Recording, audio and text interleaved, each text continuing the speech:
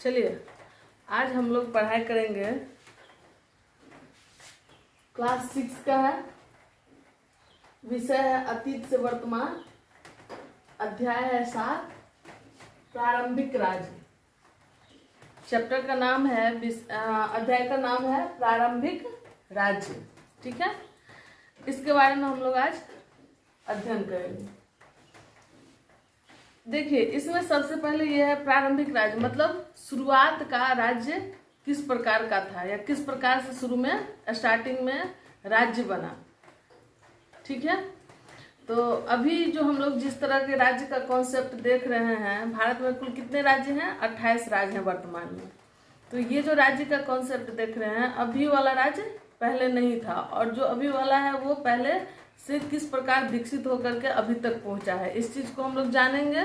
तो प्राचीन कालीन प्रारंभिक स्टार्टिंग में जो राज्य था भारत में उस राज्य को अध्ययन करना है। तो देखिए, सबसे पहले जो राज्य का कॉन्सेप्ट था वो महाजनपद के रूप में दिखा। ठीक है, और जिसकी ये 6ठी शताब्दी ईस्वी पूर्व की बात है।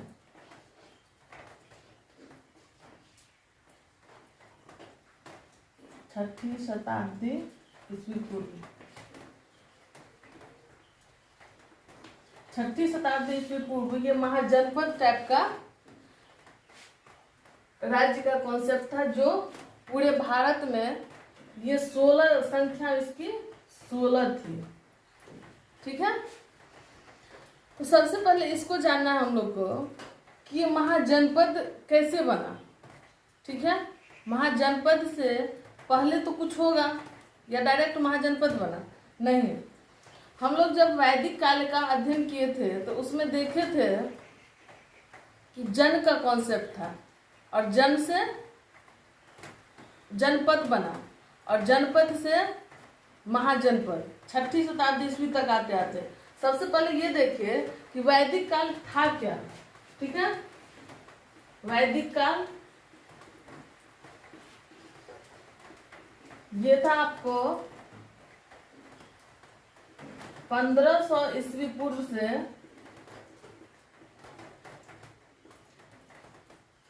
600 ईस्वी पूर्व तक ये पूरा वैदिक काल था। इसको हम लोग 2 भाग में बांट करके पढ़ते हैं, एक ऋग्वैदिक काल और एक उत्तर वैदिक काल। तो ऋग्वैदिक काल का काल था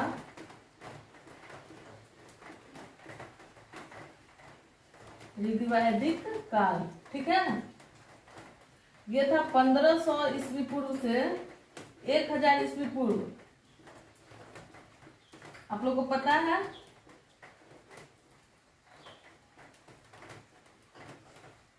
और उत्तर वैदिक काल था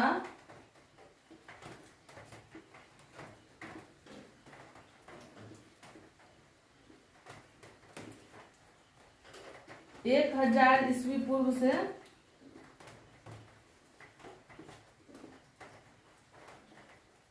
600 ईस्वी पूर्व। ठीक है, इस चीज को समझ जाइए। उसके बाद आप महाजनपद की विकास को समझ जाइएगा। तो सबसे पहले जब आर्य लोग भारत आए तो कबीलाई रूप में थे, एक समूह में। ठीक है, और छोटे छोटे समूह में वो बटे हुए थे, जिसको जन कहा गया। उसके प्रमुख को भी जन मतलब राजा कहा गया। ठीक है, उसका कॉन्सेप्ट इस प्रकार था उस समय। राजनीतिक संरचना इस प्रकार थी कि सबसे छोटी इकाई के रूप में परिवार में कुल परिवार होता था। ठीक है, जिसको कुल कहते थे उस समय, और उससे ऊपर कई कुल मिलकर के एक गांव बनता था, और कई गांव मिलकर के एक जन बनता था। इस चीज को समझिए, कुल। ठीक है, कुल के ऊपर ग्राम, ग्राम के ऊपर जन। ठीक है, इस कॉन्सेप्ट को समझिए। सबसे पूछता है ये चीज कि वैदिक काल में, ऋग्वैदिक काल में जो सबसे राजनीतिक रूप से सबसे छोटी इकाई थी वो क्या थी? तो कुल थी। कुल के जो मुखिया होते थे उस समय, उसको कुलप कहते थे। इसके मुखिया को कुलप जो कि मुख्य रूप से पिता होते थे, पिता के नहीं रहने की स्थिति में बड़े भाई होते थे उसके मुखिया। ग्राम, कई कुल मिलकर के क्या बनता था? ग्राम। और ग्राम के मुखिया होते थे ग्रामीण, ठीक है, ग्रामीणी।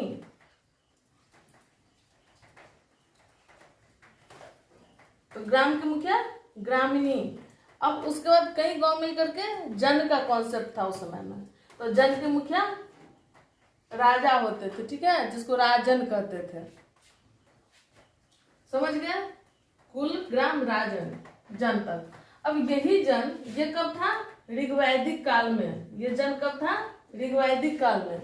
और यही जन, और इसका जो जीवन था अर्धयायावरी था। इस जन का, पूरे समूह का जीवन अर्धयायावरी। अर्धयायावरी का मतलब हुआ कि लोग एक स्थान पे तब तक रहते थे जब तक वहां पे फल, पशु का चारा या फिर कृषि योग्य भूमि, ये सब जो रहता था उस समय तक वो अस्थायी रूप से वहां रहते थे। और कुछ दिन के बाद फिर चले जाते थे। इसको अर्धयायावरी जीवन कहते थे। कुछ ही दिन के लिए वो अस्थायी होते थे, हमेशा के लिए वो, आजकल के जैसे हम लोग हमेशा कई पुश्तों तक एक ही जगह पे फिक्स होते हैं, ऐसे नहीं होता था।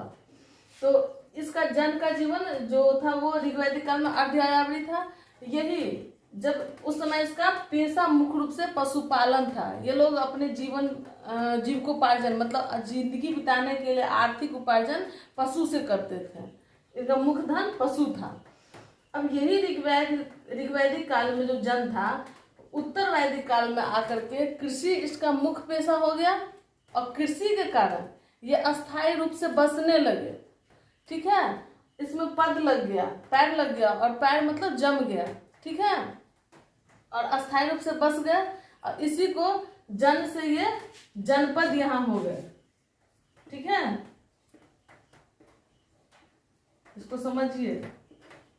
और ये जनपद जब उत्तर वैदिक काल में जनपद बन गया, तो आप समझ सकते हैं कि जब कोई बड़ा क्षेत्र होता है तो फिर उसमें कंपटीशन शुरू हो जाता है अपने क्षेत्र के विस्तार के लिए। इसी प्रकार से इसमें क्षेत्र विस्तार का होड़ लग गया इस जनपद में, और आपस में ये लोग एक दूसरे के क्षेत्रों को विजय करने लगे। क्योंकि उसके बाद क्या हुआ था, पशुपालन जो आर्थिक उपार्जन का मुख्य नेचर था वो बदल के क्या हो गया था, कृषि हो गया। और कृषि होने के कारण अब क्षेत्र विस्तार होगा। कृषि कहाँ होता है? हवा में तो होता नहीं, जमीन पे होता है। तो जमीन का विस्तार करना होगा, और जमीन विस्तार कोई क्रिएट करके नहीं होता, बना करके नहीं होता, उसको एक दूसरे क्षेत्र से लेना पड़ता है। अपने क्षेत्र के विस्तार के लिए ये जनपद एक दूसरे पे शक्ति के आधार पे या फिर समझौता के आधार पे मुख्य रूप से बल प्रयोग करके ही होता है, अपने अधीन करने लगे। और इसी स्थिति को बनाए रखने के बाद 6ठी शताब्दी ईस्वी तक आते आते सारे जनपद महाजनपद में बदल गए, ठीक है। और यही महाजनपद कुल 16 बच गया 6ठी शताब्दी ईस्वी पूर्व में। उसी का हम लोग अध्ययन करेंगे। इसी को प्रारंभिक राज्य भी कहा गया है, महाजनपद को ही। इसी का आज हम लोग को अध्ययन करना है, महाजनपद का। चलिए, इस महाजनपद की जानकारी हमको कहाँ से मिलती है, ये भी पूछा जाता है कि आपको महाजनपद की जानकारी कौन चीज से मिलता है। तो ये बौद्ध एवं जैन ग्रंथ से, बौद्ध धर्म का ग्रंथ है और जैन धर्म का ग्रंथ है, उसी से हमको इस महाजनपद के बारे में जानकारी मिलती है, उसी में इसका उल्लेख है।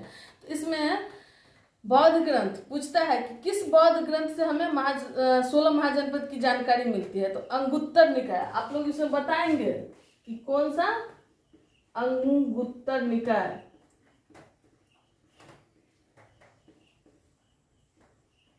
किस बौद्ध ग्रंथ से हमें 16 महाजनपद की जानकारी मिलती है? अंगुत्तर निकाय, ठीक है। और पूछता है किस जैन ग्रंथ से हमको ये 16 महाजनपद की जानकारी मिलती है। तो उसमें जैन ग्रंथ का नाम है भगवती सूत्र, ठीक है, आप लोग याद रखेंगे, भगवती सूत्र। तो चलिए, अब हम लोग को पता हो गया कि महाजनपद की जानकारी हमको कहाँ से मिलती है, महाजनपद का विकास किस प्रकार से हुआ, जन से जनपद बना। जन कब था? ऋग्वैदिक काल में जन था। उसके बाद उत्तर वैदिक काल में आर्थिक उपार्जन के नेचर में परिवर्तन हुआ, पशुपालन से कृषि हुआ, और ये जन अस्थायी होकर के जनपद बन गया। और उत्तर वैदिक काल के बाद ये जनपद आपस में एक दूसरे को विजित करने का जो होड़ लगा, उसमें धीरे धीरे विकसित होकर के 6ठी शताब्दी ईस्वी पूर्व तक आते आते ये महाजनपद का रूप ले लिया और जिसकी संख्या 16 बची। चलिए अब इस 16 महाजनपद को हम लोग कहाँ देखेंगे, हम लोग इस भारत में देखेंगे कि ये 16 महाजनपद कहाँ कहाँ स्थित है। ठीक है।